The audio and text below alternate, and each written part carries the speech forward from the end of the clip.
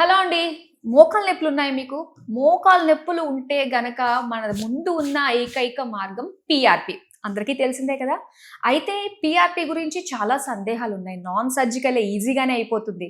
కానీ ఈ పీఆర్పీ ఎలా ఉంటుంది? రికవరీ టైమ్ ఎలా ఉంటుంది? వీటన్నిటి గురించి మనం తెలుసుకుంటూనే, అలానే మోకాళ్ళ నొప్పులు ఉన్న వాళ్ళకి డెఫినెట్‌గా ఈ వీడియోనైతే షేర్ చేయండి. డీప్ ఇన్‌సైట్స్ అనేది ఇప్పుడు నేను తెలుసుకోబోతున్నాననమాట.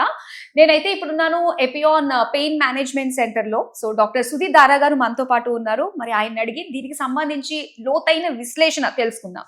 నమస్తే డాక్టర్ గారు. నమస్తే అమ్మా. Hello sir. హాయ్ సార్, ఇప్పుడు ఏంటంటే యాంకిల్ జాయింట్స్ పెయిన్స్ చాలా మంది బాధపడుతుంటారు. యాంకిల్ జాయింట్ వల్ల అది స్వెల్ అవుతూ ఉండడము, ఆ స్వెల్ అయిన ప్రతి ఒక్కసారి నాకు ఏదో అయిపోయింది, ఏదైనా జాయింట్ కాస్త మిస్ప్లేస్ అయిందా అన్నట్టుగా రకరకాల సందేహాలు వస్తూ ఉంటాయి.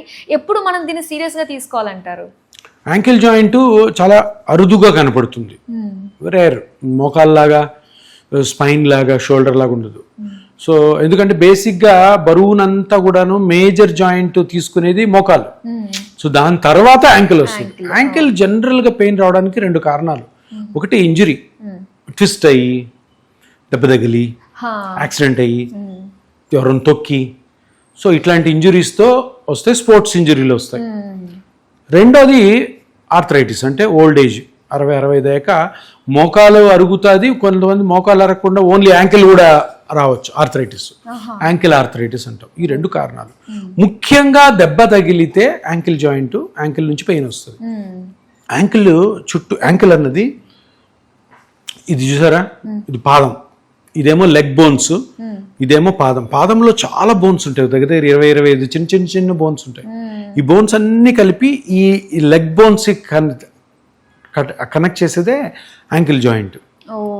సో కొంచెం కాంప్లికేటెడ్ స్ట్రక్చర్, ఎందుకంటే ఇది బరువును మొత్తం మోస్తుంది కదా.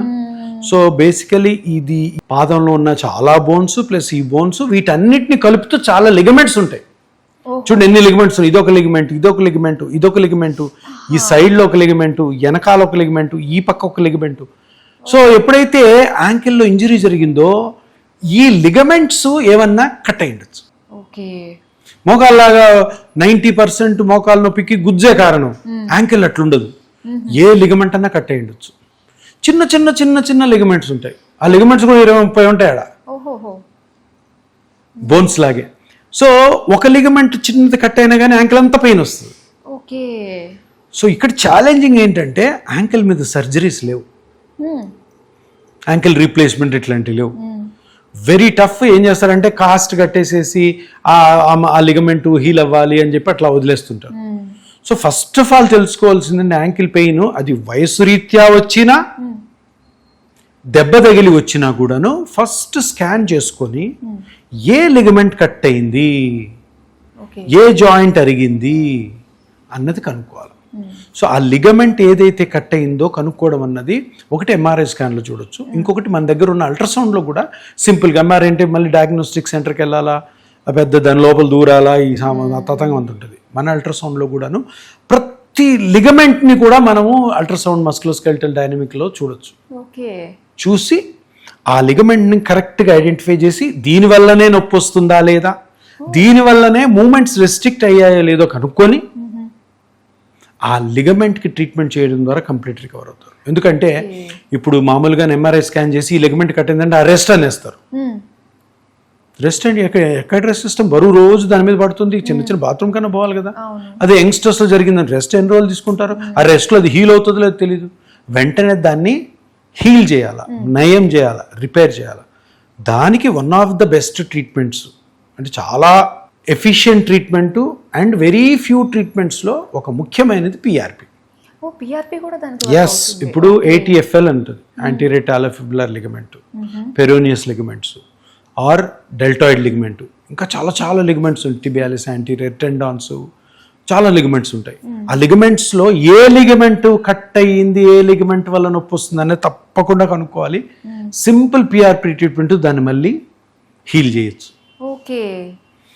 ఇన్ కేస్ సరే ఇది దెబ్బ గురించి, యాక్సిడెంట్స్ గురించి, జాయింట్ అరిగిపోయింది అనుకో, ఓల్డ్ ఏజ్, మోకాలు అరిగినట్టే, అదైతే కార్టిలేజ్ ఎక్కడైతే ఉంటుందో ఈ లెగ్ బోన్స్కి, ఈ ఫుట్ బోన్స్కి మధ్యలో, ఆ కార్టిలేజ్ గ్రోత్ చేయడానికి కూడా పిఆర్పి యూజ్ అవుతుంది. అంటే యాంకిల్ ఆస్టియోఆర్థరైటిస్ ఉన్న, అది రేర్గా వస్తుంది, చాలా తక్కువ మంది వస్తుంది, రావచ్చు. ఓకే. వాళ్ళలో కూడాను ఈ పిఆర్పి ఇంజెక్ట్ చేయడం ద్వారా లోపల కార్టిలేజ్ రీమోడల్ అయ్యి మళ్ళీ రికవర్ అవుతారు. దీనికి ఈ ఈ ఈ ట్రీట్మెంట్స్ నాన్ సర్జికల్ తప్ప సర్జరీస్ చాలా చాలా చాలా అరుదుగా ఉన్నాయి, లేవని చెప్పుకోవచ్చు. ఓ. సో యాంకిల్లో చాలా ఇంపార్టెంట్ ఏంటంటే ఏ స్ట్రక్చర్ డ్యామేజ్ అయింది, అవి చిన్న చిన్న లిగమెంట్స్ ఉంటాయి కాబట్టి అది కనుక్కోవడం అన్నది స్కిల్. ఇప్పుడు బరువుగా ఉన్న వాళ్ళు ఉంటారు కదండి, ఇప్పుడు వాళ్ళు నడుస్తూ నడుస్తూ కాలు బెనికిపోతుంది, సో అలాంటి టైంలో వాళ్ళకి మొత్తం స్వెల్ వచ్చేస్తూ ఉంటుంది, రెస్ట్ తీసుకుంటూ ఉంటారు, అలా ఇంకా కాలు మాత్రం అలానే వాచిపోతుంది, దానికి ట్రీట్మెంట్ కూడా లేదు కాబట్టి అలాగే బాధపడుతుంటారు. ఓకే. ఎస్, ఇప్పుడు అంటే ఏ బరువు ఉన్నా బరువు లేకపోయినా యాక్సిడెంట్ అయిందంటే లిగమెంట్స్ కట్ అవుతాయి. అవును. ఓల్డ్ ఏజ్లో అందరిలో రావు, కొంతమందిలో వస్తాయి. వచ్చినప్పుడు ఈ ట్రీట్మెంట్ ఒకటి ఉంది అని తెలుసుకోవడం చాలా చాలా ఉత్తమం, ఎందుకంటే వీటికి వేరే ట్రీట్మెంట్స్ లేవు కాబట్టి అలాగే సఫర్ అవుతూ ఉంటారు పాపం. సో ఏమైనా రాంగ్ సర్జరీస్, రాంగ్ ట్రీట్మెంట్స్ జరిగి లేనిపోని కాంప్లికేషన్స్లో ఉంటారు. మనకి తెలుసుకోవాలి సైంటిఫిక్ ఏంటంటే చాలా లిగమెంట్స్ ఉంటాయి, ఆ లిగమెంట్స్లో ఏదో ఒకటి కట్ అయి ఉంటుంది, ఆర్ గుజ్జు అరిగిపోయిన జాయింట్ అయినా ఉంటుంది. ఈ రెండింటి కూడా పిఆర్పి కూడా ఒక మంచి ఒక ఎఫిషియన్సీ ఉన్న ట్రీట్మెంట్ అని తెలుసుకోవాలి. ఓకే. ట్రీట్ చేయలేని ప్లేస్ కూడా పిఆర్పి తోటి ట్రీట్మెంట్ అవుతుంది అన్నమాట. ఎగ్జాక్ట్లీ. చాలా బాగుందండి, చాలా ఈజీగా అండ్ నాన్ సర్జికల్గా పిఆర్పి ఉంది. సో మరి చూసారు కదండి, మరి మీకు కూడా ఇలాంటివి ఎవరన్నా తారసపడినప్పుడు ఇక్కడ ప్రాబ్లం ఉంది, నాకు యాంకిల్ జాయింట్ పెయిన్ వస్తుంది, స్వెల్ అయిపోయింది, ఇలాంటప్పుడు డెఫినెట్గా కన్సల్ట్ అవ్వాల్సింది డాక్టర్ దగ్గరికి. సో ఎక్కడ పెయిన్ వస్తుంది, ఏ వస్తుంది, మన వీడియోస్ అన్నీ చూస్తే మనకు ఆల్రెడీ మన సుదీప్ ధారా డాక్టర్ గారు చాలా ఒక అవేర్నెస్ వీడియోస్ కల్పించారు మనకి. సో అవన్నీ క్వశ్చన్స్ డాక్టర్ని అడిగిన తర్వాత పిఆర్పికి ప్రొసీడ్ అవ్వండి. Thank you so much doctor గారు. నమస్కారం.